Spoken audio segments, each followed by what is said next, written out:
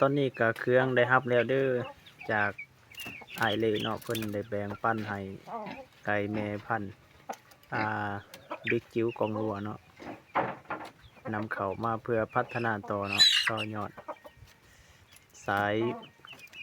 ก้อยเยี่ยเนาะงามหลายงามหลายนี่นะกับเพิ่นแถมไข่อีก4หน่วยเนาะเดี๋ยวสิให้เบิ่งไข่ก่อน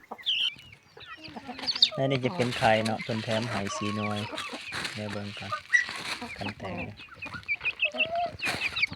เด็กน้อยมาลินน้ำ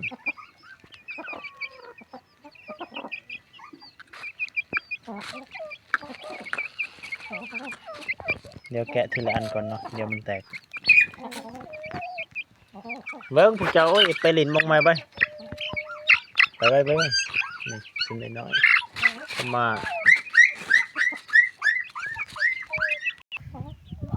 นี่เนาะ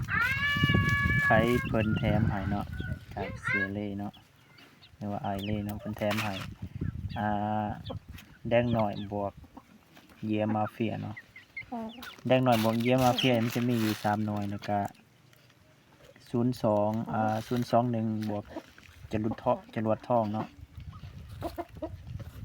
4หน่วยเนาะขอบใจหลายๆเด้อที่ว่าเพิ่นได้